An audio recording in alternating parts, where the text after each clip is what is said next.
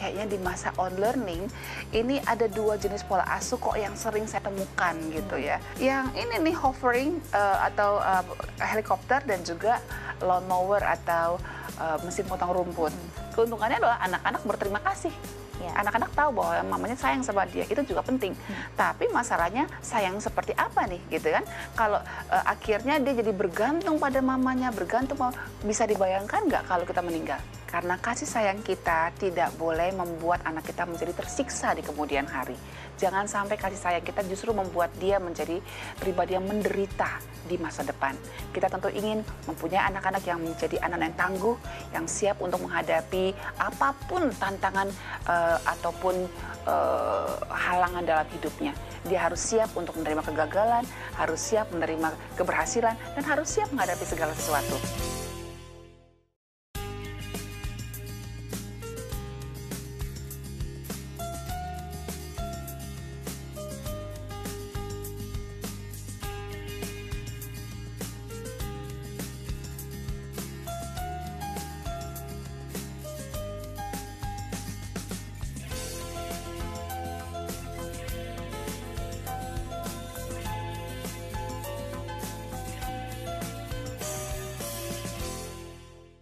Shalom pemirsa Hope Channel dimanapun Anda berada, senang sekali kita bertemu kembali dalam program Love Your Child.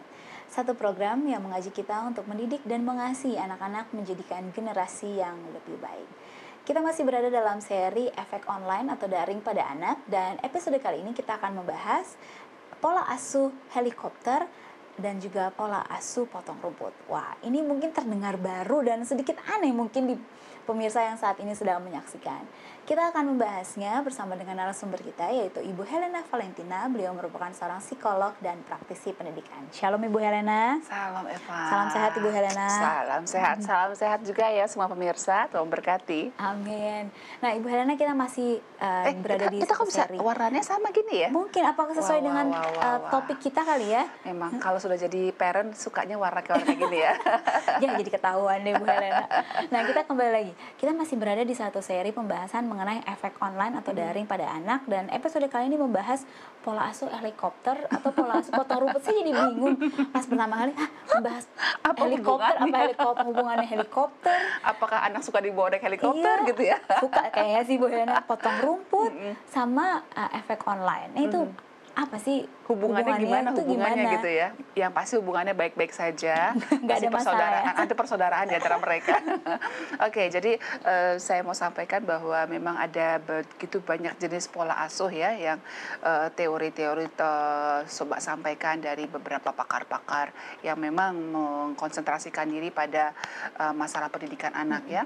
Namun demikian memang akhir-akhir ini kayaknya di masa on learning ini ada dua jenis pola asuh kok yang sering saya temukan gitu ya, which is kayak saya kan bekerja di bidang pendidikan, jadi saya sering ketemu nih tipe-tipe orang tua yang tipe-tipe parenting, tipe-tipe pola asuh yang ini nih hovering atau helikopter dan juga lawnmower atau mesin potong rumput. Dan saya tidak menyalahkan para orang tua tersebut, karena saya yakin di balik parenting ini sebetulnya ada kasih, ada sayang yang luar biasa pada anaknya. Namun sebetulnya mereka juga perlu tahu bahwa pola asuh seperti ini justru punya dampak yang buruk sekali buat anak-anak. Jadi kita udah kerja keras melakukan yang terbaik yang menurut kita benar buat anak-anak, tapi kalau ujungnya jadi masalah buat kepribadian dia, buat dia jadi orang dewasa yang lemah, orang dewasa yang cengeng, orang dewasa yang mudah frustasi, cepat-cepat bunuh diri. Aduh, kan sayang ya. Padahal itu sudah pengorbanan besar loh buat pola asuh ini. Orang tua yang memilih pola asuh hovering dan pola asuh lawnmower atau mesin potong rumput ini, itu effortnya luar biasa, kerja keras banget mereka. Nah ini Bu Helena, sebelum masuk pembahasannya, karena kayaknya mulai menerka-nerka nih pola asuh yang seperti apa. Sebenarnya pola asuh helikopter tuh yang seperti apa? Pola asuh mesin potong rumput tuh yang seperti apa? Karena Ya mungkin pemirsa pasti saat ini nggak ngerti nih Bu Helena. Eva pernah lihat helikopter dong? Pernah Ya kan, kalau di helikopter kan atas gini kan, ya, dia kan selalu melihat, ngawasin terus, memantau. ya kan? Lihat dia. Ini di mana daerah banjir gitu ya. Ya kan, nah helikopter dia akan coba melihat dari atas terus, pantau apa yang terjadi di bawahnya gitu kan. Nah, bayangkanlah kalau kita sebagai anak nih selalu diawasi orang tua kita, kemanapun kita pergi, aduh dia tahu. Terus udah kemudian dia juga tahu loh, jam sekian kamu di sini, jam sekian kamu tuh ngerjain ini, jam sekian kamu schedule ini. Semua hidup kita itu sudah terjadwal detail gitu. Memang sih perlu bahwa orang tua mendampingi anaknya belajar. Tapi kalau sampai akhirnya jadi sesuatu yang harus mutlak dan nggak boleh enggak gitu ya, dia harus ada untuk anaknya pada saat anaknya mengerjakan PR selalu loh ya. Jadi anaknya nggak pernah dibiarkan untuk mencoba sendiri gitu. Selalu dia nggak merasa nyaman ketika anaknya mengerjakan PR terus pas dilihat, masih salah, ulang. Gini. Jadi anaknya tidak punya kesempatan untuk mendapatkan konsekuensi dari kesalahannya. Nah, ini yang disebut dengan hovering. Nah, kalau yang mesin potong rumput itu lebih dalam lagi. Potong rumput soalnya ya Bu Helena. Oke, mesin potong rumput kan. Jadi dia tuh dibabatin semua lah ibaratnya. Jadi kalau contoh sederhananya ya, kalau pola asuh helikopter ini, ketika misalnya anaknya pulang bawa PR gitu ya, dia akan dampingin, sini mana buku agenda dari sekolah mana? Oke, oh ya kamu tuh ada PR ini, coba lihat mana PR-nya. Oke, kita kerjakan sama-sama. Lalu dia harus kerjakan sampai benar misalnya kayak gitu, ya kan? Nah, nggak ada yang salah, sekali lagi saya bilang menemani anak belajar, sekali lagi jangan disalahartikan ya, itu bagus. Kan orang bertanya, kan bagus dong, saya mau mendampingi anak ya, saya. Betul. Tapi kalau sampai akhirnya dia tidak boleh salah, itu dia ya, tidak boleh salah dan dia harus sempurna seperti itu, dan dia juga detail untuk mengatur waktu anaknya, yang atur adalah mamanya sendiri gitu ya, orang tuanya lain, bisa papanya juga sih. Nah, sementara kalau yang mesin potong rumput, pola asuh mesin potong rumput atau lawnmower parenting, dia akan turun lebih jauh. Itu PR ya, memang diajarin ke anaknya, tapi anaknya ngerti nih, dia yang kerjain dong. Iya. Wah, ini bahaya banget. Tapi kan mungkin maksud orang tuanya supaya nilainya bagus gitu Bu Helena. Sebenarnya dua-duanya bagus, dua-duanya sama ingin anaknya. Semua orang tua yang menggunakan pola asuh dua ini memang punya, kalau ditanya ya, kenapa sih Bu? Dia pasti akan sebutkan dua, selalu dua tuh. Saya ingin anak saya sukses, saya ingin anak saya happy. Tuh, dua hal ini, sukses dan happy. Itu sebenarnya baik nggak sih? Baik. Cuma masalahnya ada hal yang mereka lupa, bahwa yang namanya hidup itu adalah nyata gitu loh. Jadi kalau mereka selalu ada buat anaknya, memangnya hidup ini akan begitu terus sampai dia mati? Enggak dong. Memangnya mamanya akan selalu ada pada saat dia udah 25 atau 30 atau 40 atau 50 nanti, gitu kan? Memangnya waktu dia kuliah di dalam ruangan kelas ada mamanya? Nggak mungkin lah. Ya kan? Waktu dia bergaul dengan teman-temannya, waktu hangout dengan teman-temannya, camping dengan teman-temannya, mamanya ada juga di situ. Ya kan? Nah, jadi hidup ini jadi dibuat seperti fiksi oleh kedua tipe parenting ini gitu. Jadi kayak fiksi, jadi kayak seperti kayak cerita novel aja gitu, mamanya selalu ada ya, selalu hadir gitu. Bahkan kalau yang mesin potong rumput ini dia bisa terus naik sampai ke atas tuh. Kayak dari preschool, mungkin dari masa TK-nya mungkin dia bisa ikut mewarnai supaya apa? Supaya dipuji. Mama, nilaiku dapat A loh. Kata guruku ini warnanya bagus karena nggak keluar garis. Padahal mamanya yang warnain.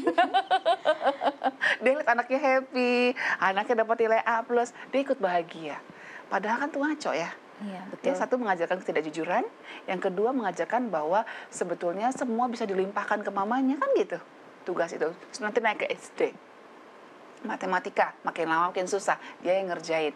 Ya kan, dia yang ngerjain. Terus nanti di SMP, dia proyek-proyek dari sekolah, proyek IPA kah, proyek art, mamanya yang ngerjain. Udah kamu tenang aja, udah kamu tidur istirahat, sini mama yang kerjain.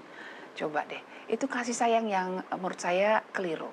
Ya kan, nanti di SMA lagi. Bahkan yang saya dengar dari suami saya kebetulan berhadapan dengan mahasiswa ya. Ada juga orang tua yang bisa datang ke kampus marah-marah karena apa? Karena nilai anaknya tidak sesuai harapan. Berarti yang salah nih dosennya nih, gitu kan? Wah. Kan gitu. Ini bahaya banget ya Bu Helena ya. Belum cukup sampai di situ. Ada juga sampai di tahap itu manajer personalia lapor ke kampus. Ini kok ada ya orang tua murid kayak gini ya? Ada orang tua dari kampus Karyawan, ini gitu ya? Kok lucu ya? Apa tuh namanya? Dia datang loh sama saya. Itu orang tua tuh menghadap ke manajer personalianya. Saya mau tanya, kenapa gaji anak saya kok cuman UMR? Kenapa? Padahal dia, wah sekolahnya mahal loh. Jangan gitu ya. Tolong naikkan gaji anak saya. Jadi coba bayangkan. Wah, ini bahaya sekali dan Ini yang mesti potong rumput nih. Bener-bener kelihatannya itu apa tuh saya Betul. baik, tapi berbahaya buat anak-anak. Dan ini yang kita akan bahas. Jangan sampai ini terjadi kepada para pemirsa yang sedang menyaksikan. Dan kalaupun terjadi, sudah terlanjur, apa yang harus kita lakukan? Tetaplah bersama kami di Love Your Child.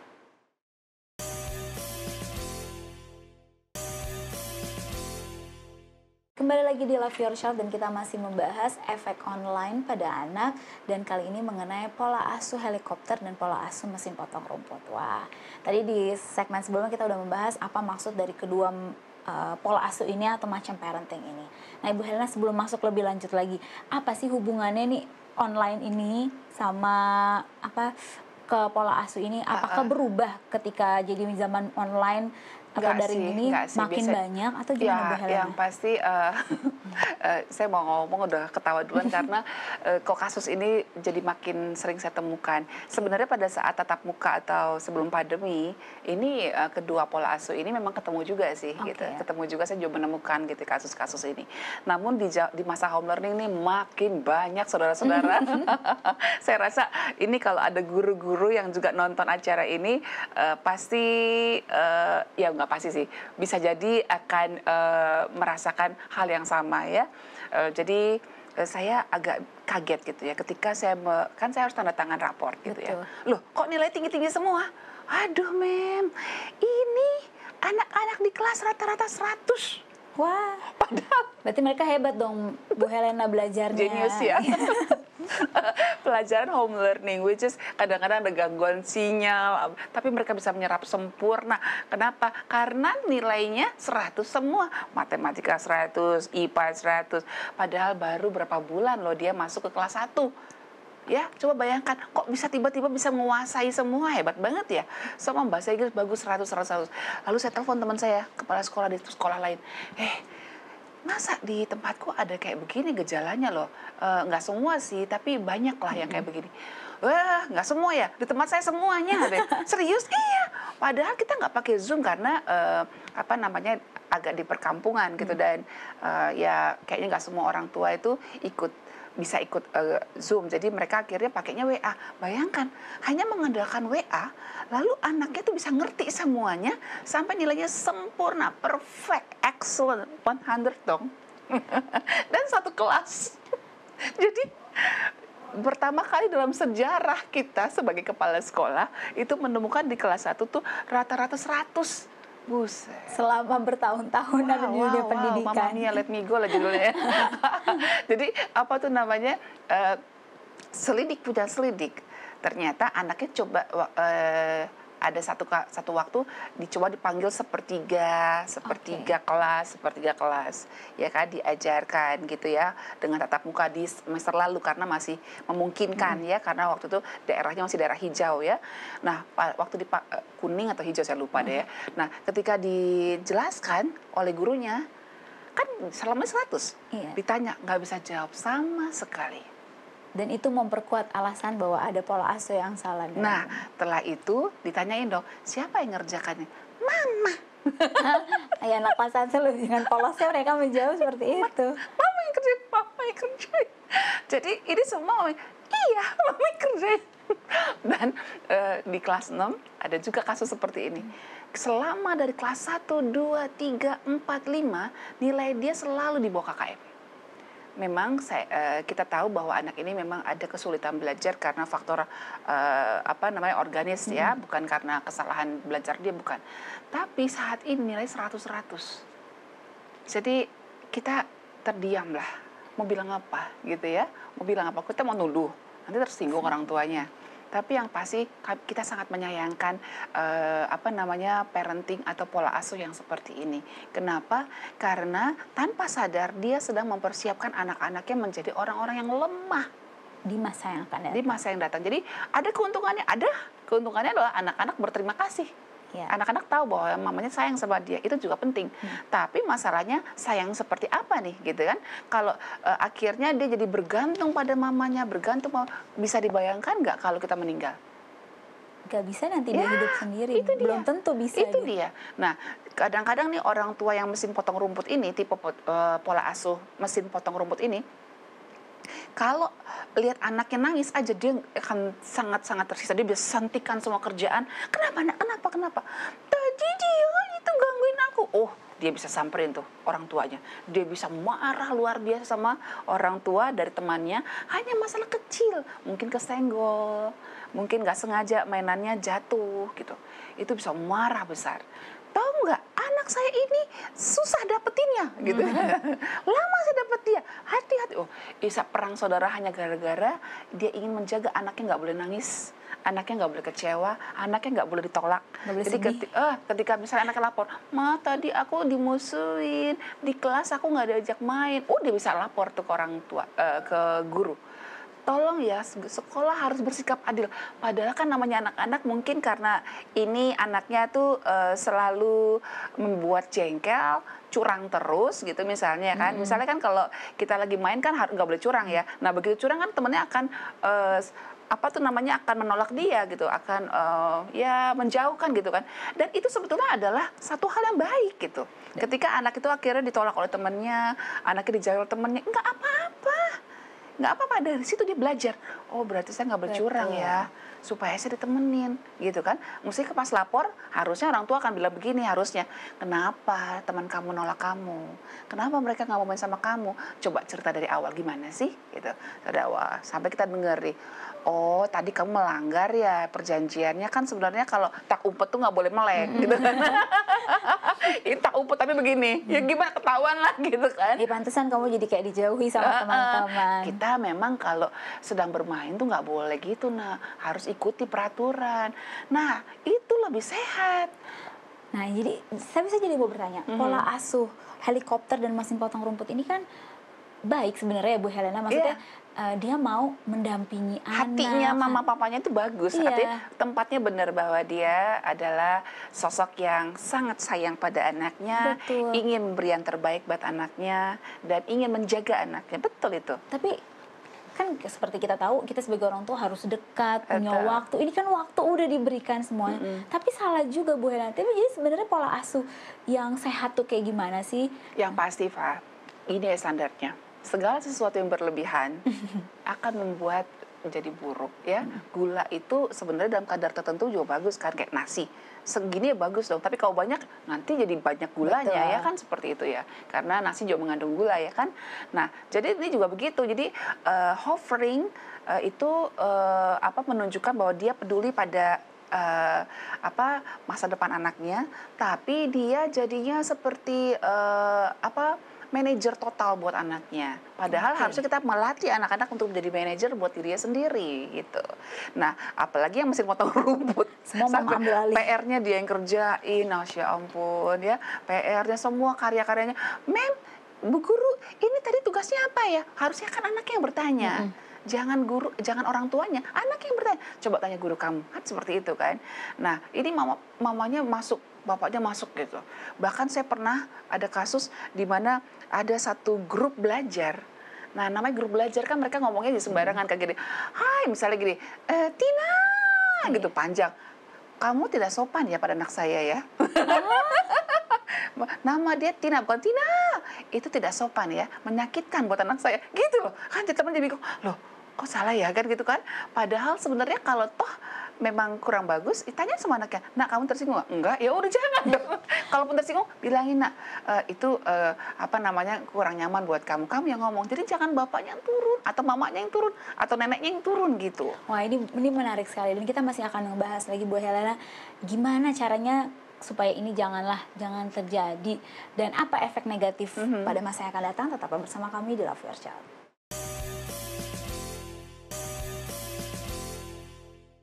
Kembali lagi di Love Your Child, dan kita masih membahas seri efek online pada anak, dan kali ini pola asuh helikopter dan pola asuh mesin potong rumput. Ibu Helena, di segmen ini kayak kita perlu banget membahas apa sih efek negatifnya supaya orang tua atau pemirsa yang saat ini menyaksikan tahu, oh ternyata efeknya tuh begini loh kalau saya menerapkan pola asuh ini. Ya, jadi kalau pola asuh hovering tuh kelihatannya memang membuat anak-anak jadi teratur ya, kegiatannya teratur karena semua disusun oleh mamanya. Lalu kemudian juga dia bisa tahu anaknya di mana dan sedang apa gitu, dia tahu semuanya karena dia hovering, memantau terus gitu ya. Tapi jangan lupa bahwa kedua pola asuh ini sangat beresiko untuk masa depan anak-anak. Yang paling pertama adalah soal kemandirian. Ya, anak ini menjadi susah untuk mandiri. Kenapa? Udah bisa tergantung. Iya benar. Ada papa, ada mama, ada nenek barangkali juga ya kan. Tenang aja hidup ini. Ada mereka, saya boleh sembarangan sama teman saya. Nanti kalau berantem lapor mereka. Aku pasti bener gitu, ya kan? Rusak gak kayak gini? Rusak ya kan? ya. Temannya mungkin oh ya udah nggak mau temen kamu ah. Akhirnya kan jadi pergaulannya, jadi keterampilan sosialnya jadi buruk. Ya kan yang berikutnya ya, tidak mandiri, keterampilan sosialnya menjadi buruk, kemampuannya untuk bernegosiasi ketika dia mungkin tidak membawa tugasnya. Ini kalau yang hovering ini ciri khasnya adalah paling jelas tuh juga seperti ini. Anaknya mungkin ketinggalan tugasnya ya. Tugas ya, atau mungkin pensilnya ketinggalan. Dia akan berjuang untuk datang. Ini pensilnya, ya ini PR kamu, ini yang harus kamu bawa, semua dibawa. Karena dia nggak mau anaknya nanti dimarahin sama gurunya. Padahal dimarahin guru itu bagus, dalam kadar tertentu tuh bagus. Artinya kalau emang itu adalah konsekuensi, kita justru harus sedih ketika anak kita nggak pernah dimarahin gitu loh, ya kan? Anak kita nggak pernah gagal.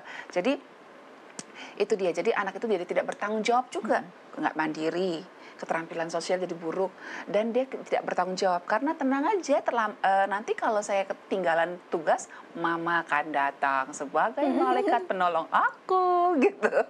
Ya kan? Iya.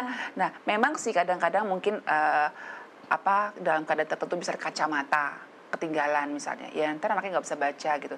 Sekali kita tolongin, 2 kali kita tolongin. Lah kalau terus-terusan biarin aja. Berarti ya kan kamu udah 2 kali ya kayak gini ya. Ya kamu kan tahu kalau kamu mau belajar harus pakai kacamata karena mata kamu perlu bantuan kacamata kan. Tapi aku jadi nggak bisa baca tadi gini. Itu resiko. Tanggunglah itu. Karena apa yang kamu perbuat akan menentukan kebahagiaan kamu, ya kan, seperti itu. Jadi supaya dia terbiasa untuk bertanggung jawab dengan apa yang dilakukan. Makanya supaya nggak ketinggalan persiapan dari malam gitu kan. Persiapan sebelum berangkat, jangan semuanya mama gitu. Terus yang berikutnya juga adalah anak ini akan frustasi. Kenapa frustasi? Karena banyak yang nolak dia. Iya. Iya kan? Banyak nolak dia. Dan yang kelima, dia juga akan merasakan bahwa rasa kehilangannya akan sangat besar ketika mamanya sudah nggak ada. Kenapa? Karena mana ada orang yang mau nolong dia seperti itu. Betul. Sampai ngurusin semua-muanya gitu ya. Masa dia jadi manajer terus dia namanya manajer tapi yang ngatur orang lain. Gimana tuh? Iya kan? Dia pemain bola tapi main bola orang lain. Gimana tuh? Nggak mungkin lah Ibu Helena. Iya kan? Jadi ada saatnya orang tua harus di luar gitu.